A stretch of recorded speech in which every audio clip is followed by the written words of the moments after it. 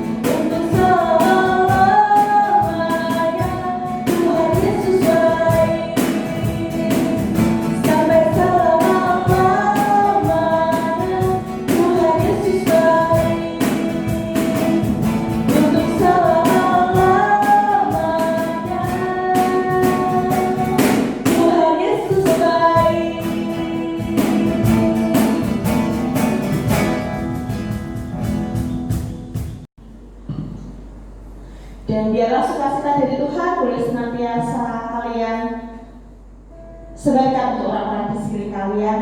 Dan mari anak-anak kita bangkit berdiri untuk memuliakan Tuhan dengan lagu Sungai Sukacita.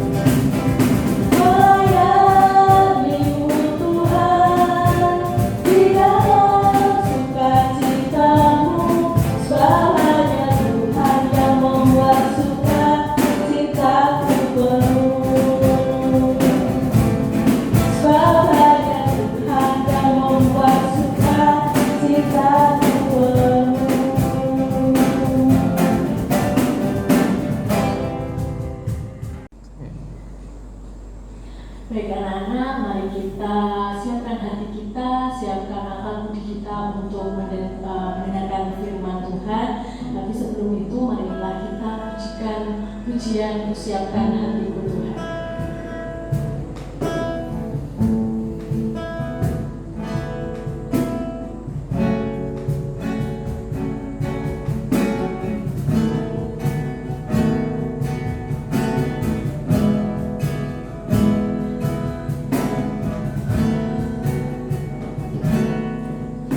Siapkan hatiku Tuhan untuk dengar firman-Mu saat ini. Ku sujud menyembah-Mu Tuhan, masuk hadirat-Mu saat ini.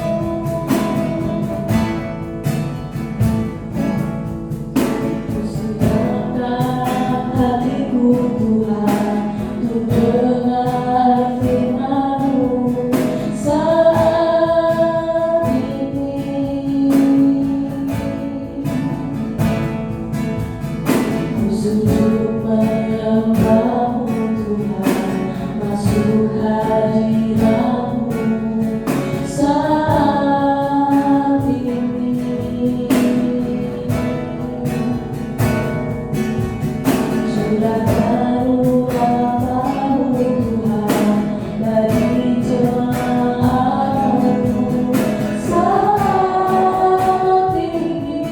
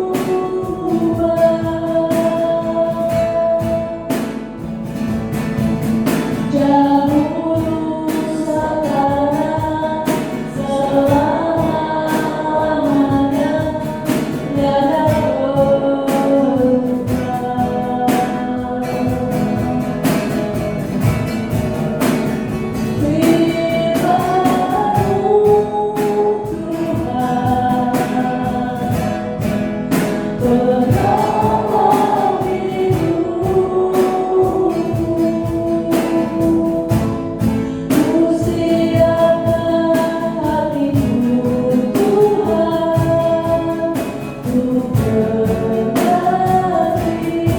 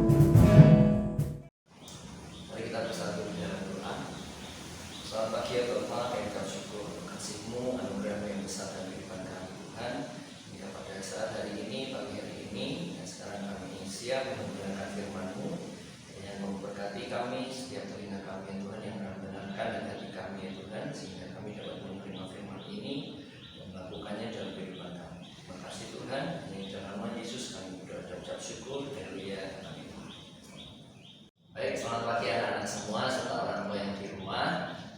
Terima kasih sudah meluangkan waktu kalian untuk hari ini. Sekarang kita akan mendengar firman Tuhan. Firman pada hari ini berjudul belajar dari hati seorang Yusuf. Bagaimana kita akan belajar dalam perjalanan Yusuf melalui setiap percobaan Yusuf sampai dia menjadi seorang petinggi istana di Mesir. Nah, kita akan baca dulu ayatnya di Kejadian 45 ayat 15. Kalian bisa buka di rumah, di Alkitab kalian atau di gadget, silakan. Silakan bacakan Kejadian 45 ayat 15. Yusuf mencium semua saudaranya itu dengan mesra dan ia menangis sambil memeluk mereka. Sesudah itu barulah saudara-saudaranya bercakap-cakap dengan dia.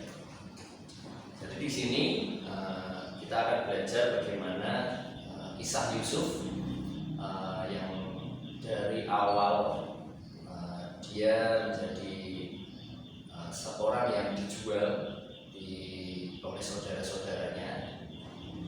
Kemudian dia juga dipenjarakan di situ. Kita akan bahas di sini satu persatu.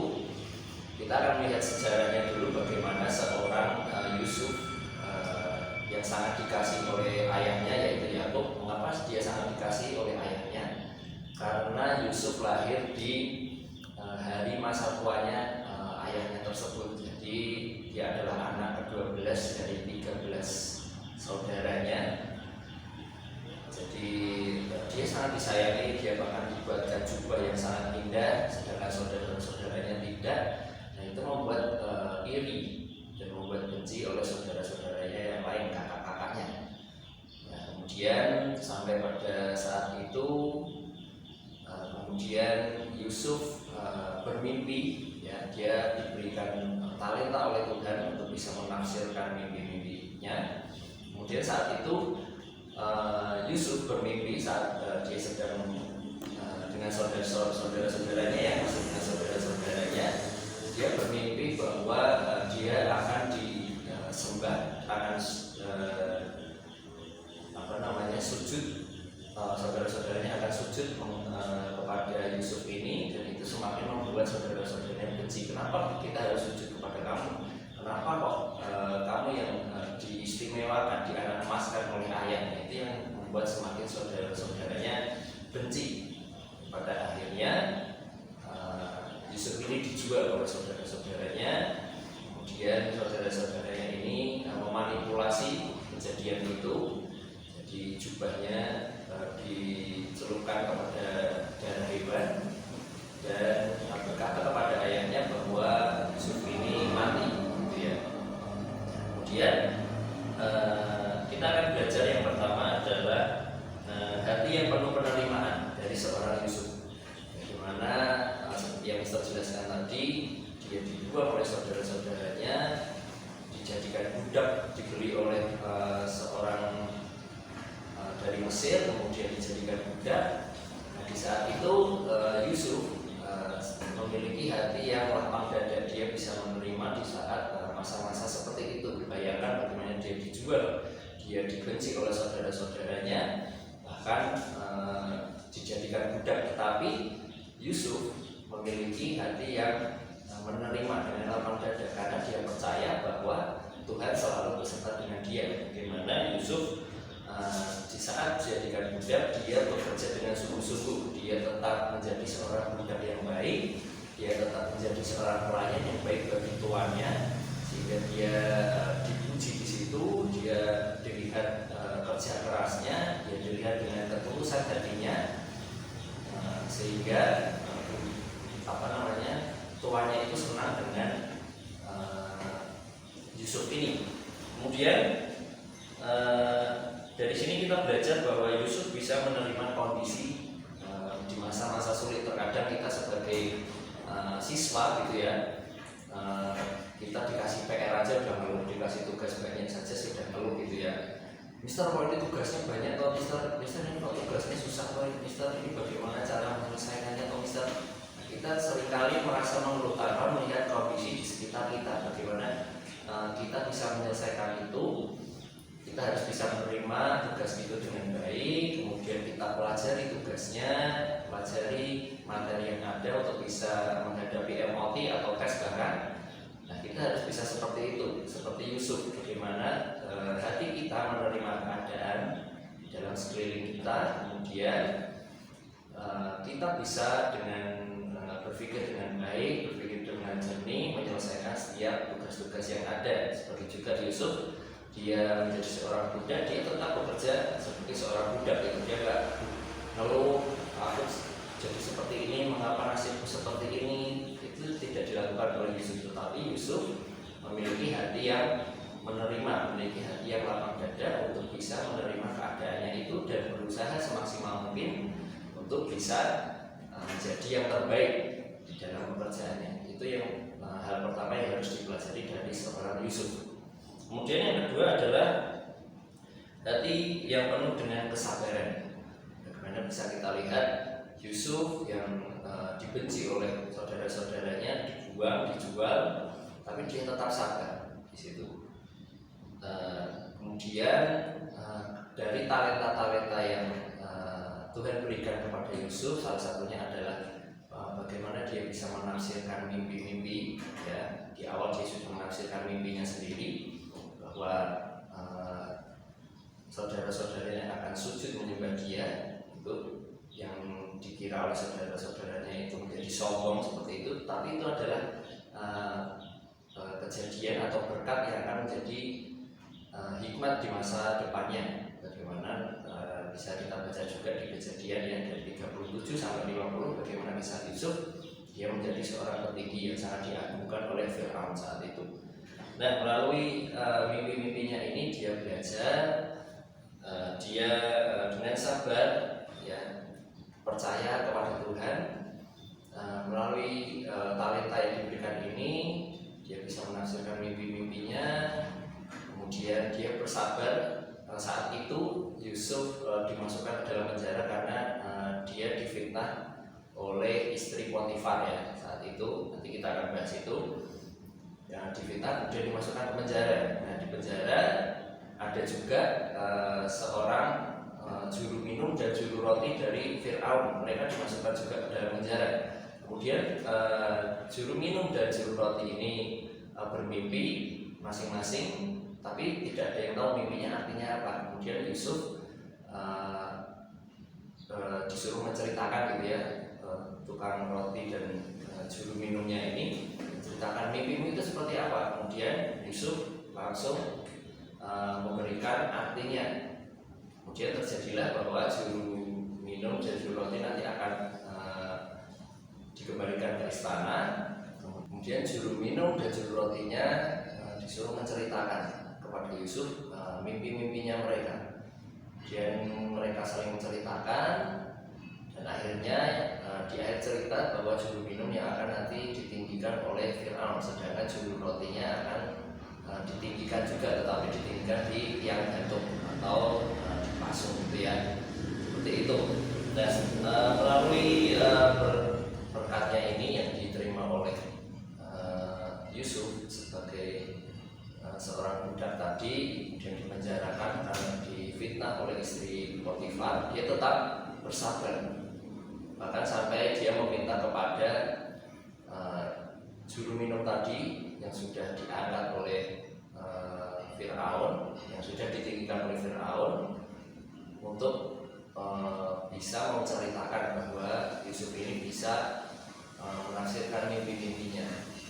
Tapi dia lupa saat itu. Bahkan sampai 2 tahun kemudian Firaun mulai bermimpi, dan Firaun mencari seseorang yang bisa menafsirkan mimpi-mimpinya itu. Barulah juru minum ini ngomong ke Firaun bahwa saat itu ada seorang dari Ibrani yang menceritakan, bisa menafsirkan mimpi-mimpi itu. Nah, 2 tahun waktu yang dibutuhkan untuk Yusuf. Ya, dia bersabar selama 2 tahun menunggu bahwa nanti Firaun meminta dia untuk menafsirkan mimpi-mimpinya.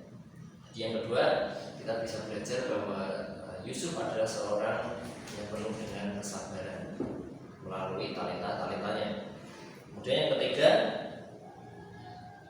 Yusuf ini seorang yang berintegritas. Bagaimana sebelum dia dimasukkan ke dalam penjara, dia dikejar-kejar oleh istri dari Potifar ya. Potifar itu adalah tuannya, sedangkan budaknya itu si Yusuf itu tadi, dia dikejar-kejar oleh istrinya ya, untuk bisa berhubungan intim. Karena saat itu Yusuf dikenal ganteng gitu ya, tampan ya. Istri Potifar ini tergoda, kemudian dia merayu ya untuk bisa tidur dengan Yusuf. Tetapi apa yang dilakukan Yusuf? Apakah dia tergoda? Tidak. Dia tetap berintegritas dengan hati yang teguh untuk menjaga kekudusan, karena dia percaya bahwa kekudusan itu adalah jalan sumber dari semua berkat yang akan diberikan oleh Tuhan. Dia tetap percaya, dia tetap mengimani bahwa kekudusan itu menjadi salah satu jalan dia bisa sukses di Mesir. Yang saat itu seorang budak ya, banyak sekali godaan, digoda oleh istrinya Potifar, tapi dia tetap menjaga kekudusan. Itu yang ketiga, bagaimana seorang Yusuf berintegritas. Ya. Ini juga bisa menjadi pelajaran buat kalian, bagaimana kalian bisa berintegritas, kalian seorang siswa punya tanggung jawab untuk belajar. Kalian diberi tugas harus bisa menyelesaikan, gitu kan? Bagaimana prinsip kalian, integritas kalian dalam belajar, integritas kalian dalam mengerjakan setiap tugas dengan maksimal, itu juga harus kalian pelajari dari seorang Yusuf. Juga bagaimana kalian belajar menjaga kekudusan kalian. Saat ini usia kalian adalah usia-usia di mana pola pikir kalian, kemudian emosional kalian juga masih masih ragu, berseimbang. Banyak sekali keputusan-keputusan yang terkadang tidak dipikirkan terlebih dahulu. Nah, ini bagaimana kalian belajar dari Yusuf untuk bisa tetap menjaga kekudusan, tidak hanya tentang hawa nafsu saja, tapi bagaimana kalian menjaga hawa nafsu dari game. Nah, ini salah satu momok bagi seorang siswa, ya kan, di dalam fokus belajarnya. Apalagi sekarang online, ya, guru-guru nggak bisa ngawasi kalian secara langsung seperti di sekolah. Kalian di rumah ngomongnya belajar, ternyata kalian main game. Itu juga harus kalian harus kalian kontrol, harus kalian bisa jaga tanggung jawab mana yang harus lebih besar dibandingkan dengan game atau dengan media sosial. Itu ya. Itu yang harus kalian pelajari dari seorang Yusuf. Kemudian yang keempat, Yusuf ini adalah seorang yang rendah hati. Dia memiliki hati yang rendah hati. Bagaimana dia saat menafsirkan mimpi dari seorang Fir'aun, ya, dia dipuji, sangat dipuji oleh Fir'aun, tetapi dia tidak menyombongkan diri. Dia bahkan berkata di dalam Kejadian 41 ayat 16, Yusuf menyaut Fir'aun, bukan sekali-kali aku, melainkan Allah juga yang akan memberitakan kesejahteraan kepada tuanku Fir'aun. Jadi di saat Yusuf menafsirkan mimpinya, dia dipuji oleh Fir'aun, tapi dia tidak menyombongkan diri. Aku loh Fir'aun yang sudah menafsirkan mimpimu, aku ini hebat, aku ini luar biasa. Dia tidak seperti itu, tapi dia tetap mengagungkan nama Tuhan, bahwa semuanya yang dia dapatkan, talenta yang dia dapatkan itu adalah dari Tuhan. Jadi sehebat apapun kita, sehebat apapun diri kalian di dalam kehidupan kalian, gitu ya, jangan merasa sombong, jangan merasa wah aku yang paling bisa, aku yang paling jago, gitu ya. Tetapi ingatlah bahwa semuanya itu asalnya dari Tuhan. Kalau kalian tidak bisa melakukan sesuatu hal, tetapi itu semuanya datangnya dari Tuhan, gitu ya. Jadi diingat bahwa kita harus tetap rendah hati seperti Yusuf. Hal yang kita bisa lakukan itu semuanya adalah dari Tuhan. Itu yang keempat.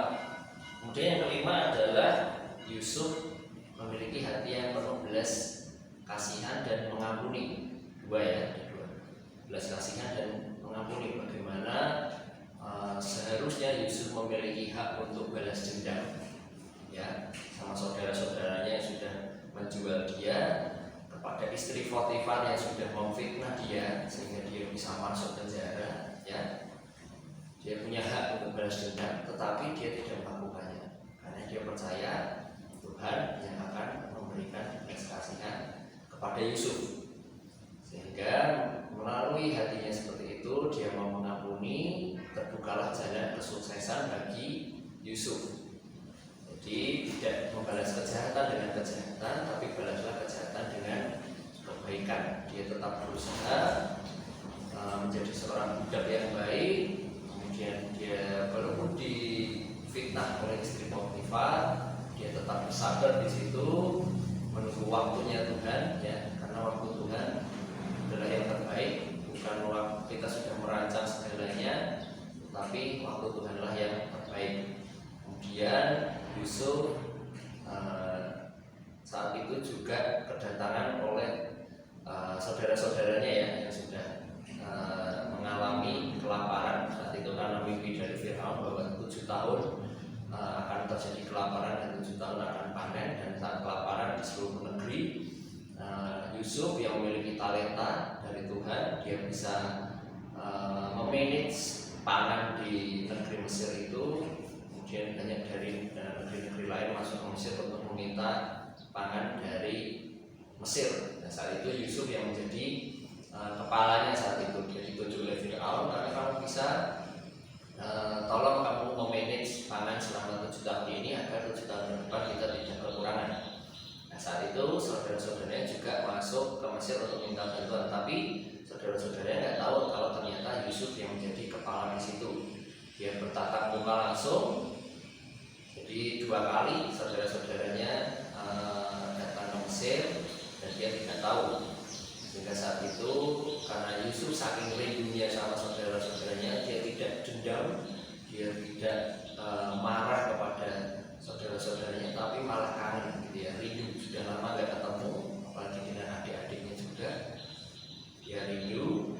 Kemudian Yusuf ini punya trik gitu ya, di Kejadian punya trik, dia seperti memberikan hukuman kepada saudaranya karena dikira mencuri. Padahal Yusuf sebenarnya sudah memasukkan suatu benda ke dalam tumpukan berasnya itu, gandumnya itu, dibawa sehingga dia tetap bisa ketemu dengan saudara-saudaranya. Dia mengampuni di situ.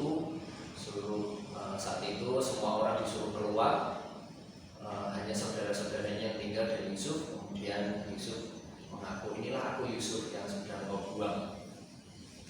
Mari mendekatlah dengan aku dan jangan takut. Nah, karena saudara-saudaranya takut, menurut kok Yusuf masih hidup, gitu kan? Yusuf kok masih ada di sini, bahkan menjadi kepala di sini. Nah, itu semua adalah anugerah dari Tuhan. Nah, seperti itu kita belajar 5 hal ya dari sini. Yang pertama, bagaimana Yusuf memiliki hati yang penuh dengan penerimaan. Dia menerima setiap kondisinya, setiap apapun yang dia alami, dia terima, dia kerjakan dengan baik, dengan sungguh-sungguh, dengan hati yang tulus. Kemudian yang kedua adalah penuh dengan kesabaran. Karena dia bersabar menunggu waktunya Tuhan ya, untuk bisa menjadi penguasa di Mesir. Kemudian yang ketiga, hati yang berintegritas. Dia tetap menjaga kekudusan kepada Tuhan, dia tidak mencari hawa nafsu di situ. Dia tetap berpegang teguh karena dia percaya bahwa melalui kekudusan berkat Tuhan akan tetap mengalir kepada Yusuf. Kemudian yang keempat adalah kerendahan hati dan juga belas kasihan. Kerendahan hati, bagaimana dia tetap rendah hati walaupun dia bisa menafsirkan mimpi dari Firaun, tapi yang diagungkan adalah tetap Tuhan Allahnya. Dia yang kelima ada belas kasihan dan mengampuni. Yang Mister jelaskan tadi, dia tidak dendam kepada saudara-saudaranya, dia tetap membantu saudaranya dan juga bahkan membantu Mesir ya, yang notabene Mesir adalah negara hukuman di situ ya, di situ. Seperti itu. Jadi 5 hal ini bisa kita pelajari di dalam kehidupan kita, bagaimana hati seorang Yusuf yang dipakai oleh Tuhan luar biasa, menjadi seorang yang patut kita teladani dalam kehidupan kita sampai hari ini. Amin. Itu yang bisa Mister sampaikan pada pagi hari ini. Semoga bisa menjadi berkat untuk kalian semua. Terima kasih, Tuhan memberkati. Oke, kita akan bersatu di dalam doa. Mari kita berdoa. Selamat pagi ya Bapak, terima kasih untuk hari ini. Terima kasih untuk firman-Mu ya Tuhan. Kami belajar dari seorang Yusuf, bagaimana kami belajar memiliki hati yang penuh dengan penerimaan. Bagaimana kami belajar dari Yusuf, hati yang penuh kesabaran, belas kasihan, dan memiliki integritas yang baik dalam menjaga kekudusan. Biarlah kami bisa meneladani dari seorang Yusuf. Biarlah bisa kami terangkan dari kehidupan kami ya Bapak. Biarlah semuanya ini bisa membantu kami ya Tuhan untuk semakin dekat kepadamu dan kemuliaan nama-Mu saja yang ditinggikan. Terima kasih Tuhan. Sekarang kami akan memulai aktivitas pembelajaran kami dari awal pertengahan hingga akhir. Memberkati ya Bapak. Terima kasih Tuhan. Hanya dalam nama Yesus kami berdoa dan syukur. Haleluya. Amin. Baik anak-anak, setelah tadi kita mendengarkan sedikit firman Tuhan, marilah kita renungkan firman Tuhan itu, lalu kita bisa menerapkan firman Tuhan di kehidupan kita sehari-hari. Dan untuk merenungkan itu semua, mari kita lakukan pujian sampai akhir hidup.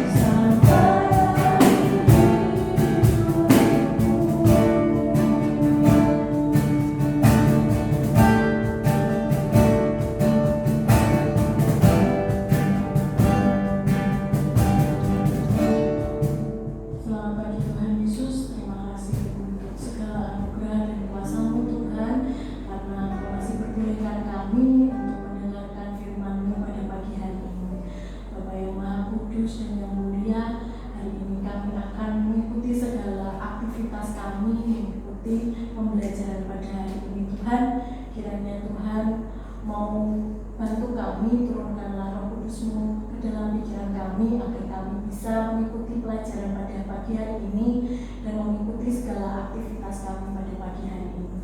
Doa yang kurang sempurna ini Bapa, kami haturkan kepadamu melalui perantara putra-Mu Tuhan kami Yesus Kristus. Amin. Terima kasih untuk ibadah kita hari ini. Sampai jumpa lagi di ibadah bulan depan. Terima kasih. Terima kasih.